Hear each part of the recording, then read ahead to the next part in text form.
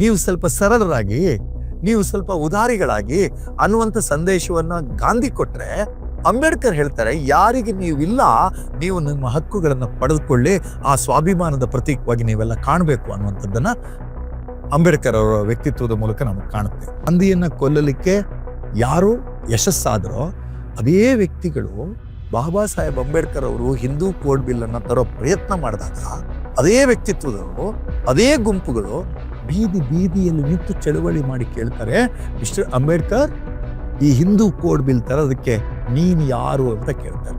ಬಾಬಾ ಸಾಹೇಬ್ ಅಂಬೇಡ್ಕರ್ ಮತ್ತು ಗಾಂಧಿ ಅನ್ನುವಂಥ ಮಹಾತ್ಮ ಗಾಂಧಿ ಅನ್ನುವಂಥ ಎರಡು ಮಹಾನ್ ಚೇತನಗಳನ್ನ ಪರಸ್ಪರ ವಿರೋಧದ ಮುಖೇನ ಚರ್ಚೆ ಮಾಡುವುದು ಒಂದು ಘನಘೋರವಾದಂಥ ದ್ರೋಹ ಆಗುತ್ತೆ. ಗಾಂಧಿ ಮತ್ತು ಅಂಬೇಡ್ಕರ್ ಅವರನ್ನ ನಾಶ ಮಾಡುವ ಮುಖೇನ ನಮ್ಮ ಸ್ವತಂತ್ರ ಹೋರಾಟದ ಆಶಯಗಳನ್ನ ಮಣ್ಪಾಲ್ ಮಾಡಬೇಕಾಗಿದೆ. ಸರ್, ಈಗ ದೇಶದಾದ್ಯಂತ ಗಾಂಧಿ ವರ್ಸಸ್ ಅಂಬೇಡ್ಕರ್ ಅಂತ ಒಂದು ಪ್ರೊಪಗಾಂಡನೋ ಅಥವಾ ಅಜೆಂಡನೋ ಏನೋ ಒಂದು ಫಾರ್ಮ್ ಆಗ್ತಾ ಇದೆ ಅಂತ ಅನ್ಸುತ್ತೆ. ಇದ್ರ ಬಗ್ಗೆ ಏನಂತೀರಿ? ನಿಜ ಅವಿನಾಶ್, ಈ ಕಾಲದ ಭಾರಿ ದೊಡ್ಡ ವೈಪರೀತ್ಯಗಳಲ್ಲಿ ಇದೊಂದು. ಯಾವ ಗಾಂಧಿ ಮತ್ತು ಅಂಬೇಡ್ಕರನ್ನ ನಾವು ಹೊರತುಪಡಿಸಿ ಈ ಭಾರತವನ್ನ ಒಂದು ವಿವರಿಸ್ಲಿಕ್ಕೆ ಆಗೋದಿಲ್ಲ, ಭಾರತವನ್ನ ನಿರ್ವಚಿಸ್ಲಿಕ್ಕೆ ಸಾಧ್ಯ ಆಗೋದಿಲ್ಲ. ಅಂತಹ ಒಂದು ಅವಿಚ್ಛಿನ್ನವಾಗಿರ್ತಕ್ಕಂಥ ಎರಡು ವ್ಯಕ್ತಿತ್ವಗಳನ್ನ ನಾವು ಪರಸ್ಪರ ವಿರೋಧಕ್ಕೆ ತಂದು ನಿಲ್ಲಿಸ್ತಕ್ಕಂಥ ಪ್ರಯತ್ನವನ್ನ ಮಾಡ್ತಾ ಇದ್ದೀವಿ. ಯಾರು ಈ ರೀತಿ ವಿರೋಧಕ್ಕೆ ತಂದು ನಿಲ್ಲಿಸ್ತಕ್ಕಂಥ ಪ್ರಯತ್ನವನ್ನು ಮಾಡ್ತಿದ್ದಾರೆ, ಅವ್ರಿಗೆ ನಿಜಕ್ಕೂ ಸಹಿತ ಅಂಬೇಡ್ಕರ್ ವಾದಿಗಳು ಅಲ್ಲ, ಗಾಂಧಿವಾದಿಗಳು ಅಲ್ಲ. ಗಾಂಧಿವಾದಿಗಳು ಅಲ್ಲ, ಅಂಬೇಡ್ಕರ್ ವಾದಿಗಳು ಅಲ್ಲ. ಅವರಿಬ್ಬರಲ್ಲಿ ಅವ್ರು ಸೃಷ್ಟಿ ಮಾಡ್ತಕ್ಕಂಥ ಗಾಂಧಿ ವರ್ಸಸ್ ಅಂಬೇಡ್ಕರ್ ಅನ್ನೋದಕ್ಕೆ ಅವ್ರು ಬಳಸ್ತಕ್ಕಂಥ ಭಾರಿ ದೊಡ್ಡ ಆಧಾರ ಯಾವುದು ಅಂತಂದ್ರೆ ಅದು ಪೂನಾ ಒಪ್ಪಂದ. ನಾನು ಈ ಪೂನಾ ಒಪ್ಪಂದದ ಬಗ್ಗೆ ಅದೊಂದು ವಿಷದವಾದ ಚರ್ಚೆ ಮಾಡೋಣ. ಪೂನಾ ಒಪ್ಪಂದದ ವಿಚಾರವನ್ನು ಹೊರತುಪಡಿಸಿದ್ರೆ ಗಾಂಧಿ ಮತ್ತು ಅಂಬೇಡ್ಕರ್ಗೆ ಭಿನ್ನತೆ ಏನು ಇರಲಿಲ್ಲ, ಮತ್ತು ಅವರಿಬ್ಬರುಗಳ ನಡುವೆ ಇದ್ದದ್ದು ತಲುಪಬೇಕಾದ ಗುರಿಗೆ ಆಯ್ಕೆ ಮಾಡಿಕೊಳ್ಬೇಕಾದಂತ ಮಾರ್ಗದ ಹಾಗೆ ಮಾತ್ರ, ಆ ದಾರಿ ಯಾವುದು ಅನ್ನೋದ್ರ ಬಗ್ಗೆ ಮಾತ್ರ. ಮತ್ತು ಅವರಿಬ್ಬರೊಳಗಿದ್ದಂತಹ ದಾರೆ ಒಂದೇನೆ. ಅದು ದಾರೆ ಯಾವುದು ಅಂತಂದ್ರೆ ಅಲ್ಟಿಮೇಟ್ ಆಗಿ ಒಂದು ಪ್ರೀತಿಯ, ಸಮತೆಯ, ಮಮತೆಯ ಸಮಾಜವನ್ನು ಕಟ್ಟೋದು. ಬ್ಯೂಟಿಫುಲ್. ಪ್ರೀತಿಯ, ಮಮತೆ, ಸಮತೆಯ ಸಮಾಜವನ್ನು ಕಟ್ಟೋದು. ಆದ್ರೆ ಅದೇ ಅವ್ರ ದಾರೆ. ಆದ್ರೆ ಅದು ಆಯ್ಕೆ ಮಾಡ್ಕೊಂಡಿರ್ತಕ್ಕಂಥ ದಾರಿ ಇದೆಯಲ್ಲ, ಬೇರೆ ಬೇರೆ. ಉದಾಹರಣೆಗೆ ಗಾಂಧಿ ಏನು ಹೇಳ್ತಾರೆ, ಅಸ್ಪೃಶ್ಯತೆಯನ್ನು ಆಚರಣೆ ಮಾಡೋದು ಮಹಾಪಾಪ ಅಂತ ಹೇಳ್ತಾರೆ. ಅಂಬೇಡ್ಕರ್ ಹೇಳ್ತಾರೆ ಅಸ್ಪೃಶ್ಯತೆ ಆಚರಣೆ ಮಾಡೋದು ಮಹಾಪಾಪ ಅಲ್ಲ, ಅದೊಂದು ಅಪರಾಧ ಅಂತ ಹೇಳ್ತಾರೆ. ಅದೊಂದು ಅಪರಾಧ ಅಂತ ಹೇಳ್ತಾರೆ.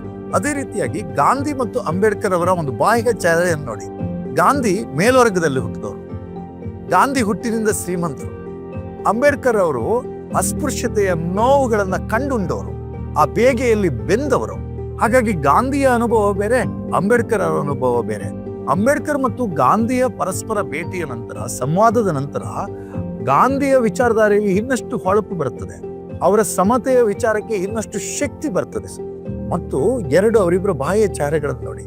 ಗಾಂಧಿ ಸಹ ಬ್ಯಾರಿಸ್ಟರ್, ಅವರು ವಿದೇಶದಲ್ಲಿ ಅವರು ಸಹ ವಿದ್ಯಾಭ್ಯಾಸ ಮಾಡಿದವರು, ಕೋಟು ಸೂಟುಗಳ ಜೊತೆ ಗಾಂಧಿ ಇದ್ದವರು. ಇಂತಹ ಗಾಂಧಿ ಒಂದು ಆಧ್ಯಾತ್ಮಿಕ ಸಾಧನೆಯನ್ನು ಮಾಡ್ತಾ ಭಾರತದ ಸ್ವತಂತ್ರ ಚಳವಳಿಯನ್ನು ಮುನ್ನಡೆಸಕ್ಕೆ ಬಂದಂತ ಗಾಂಧಿ ತನ್ನ ಕೋಟು ಸೂಟುಗಳ ಚೆಹರೆಗಳನ್ನು ಬದಲಾಯಿಸಿಕೊಂಡು ಎರಡು ತುಂಡುಡುಗೆಗಳ ಒಂದು ಕೋಲಿನ ಸರ್ದಾರ್ನಾಗ್ತಾರೆ ಅಲ್ವೇ.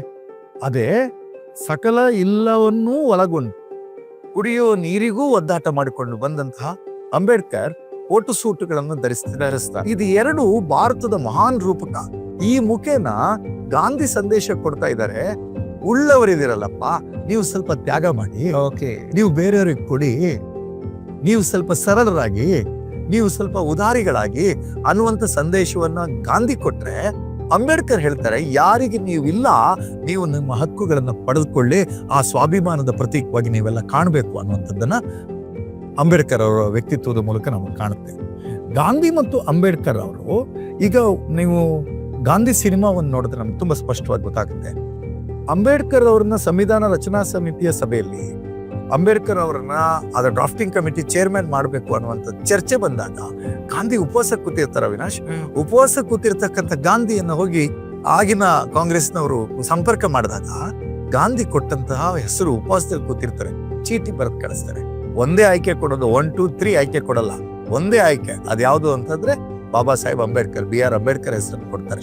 ಅಂದ್ರೆ ಗಾಂಧಿಗೊಂದು ಸ್ಪಷ್ಟವಾಗಿ ಗೊತ್ತಿತ್ತು, ಈ ದೇಶಕ್ಕೆ ಯಾವ ರೀತಿಯಾದ ಸಂವಿಧಾನ ಬೇಕೋ ಅಂತಹ ಒಂದು ಸಂವಿಧಾನ ಬೇಕು ಅಂತಂದ್ರೆ ಅದರ ನೇತೃತ್ವವನ್ನು ಯಾರು ವಹಿಸಬೇಕು ಅನ್ನುವಂತ ಒಂದು ಸ್ಪಷ್ಟತೆ ಗಾಂಧಿಯಲ್ಲಿತ್ತು. ಆ ಸ್ಪಷ್ಟತೆ ಗಾಂಧಿಯಲ್ಲಿ ಯಾಕಿತ್ತು ಅಂದ್ರೆ ಅದು ಅಂಬೇಡ್ಕರ್ ಅವರ ಜೊತೆಗಿನ ಅವರ ಒಡನಾಟ ಮತ್ತು ಅವರೊಂದಿಗೆ ನಡೆದಿರ್ತಕ್ಕಂಥ ಸಂವಾದ. ಹಾಗಾಗಿ ಸ್ವತಂತ್ರ ಭಾರತದಲ್ಲಿ ನಾವು ಗಾಂಧಿ ಮತ್ತು ಅಂಬೇಡ್ಕರ್ ಅವರನ್ನ ಪರಸ್ಪರ ಮುಖಾಮುಖಿ ಮಾಡೋದಲ್ಲ, ಒಂದು ವೈಚಾರಿಕ ಚರ್ಚೆಗಾಗಿ ಮುಖಾಮುಖಿ ಮಾಡೋಣ. ನಮ್ಮ ಸಾಮಾಜಿಕ ಜೀವನಕ್ಕೆ ಬಂದಾಗ, ನಮ್ಮ ರಾಜಕೀಯ ಜೀವನಕ್ಕೆ ಬಂದಾಗ ಅವೆರಡನ್ನು ಅವಿಚ್ಛಿನ್ನ ವ್ಯಕ್ತಿತ್ವಗಳನ್ನಾಗಿ, ನಾವು ಅದ್ವೈತ ವ್ಯಕ್ತಿತ್ವಗಳನ್ನಾಗಿ ಅದನ್ನ ನೋಡ್ಬೇಕು.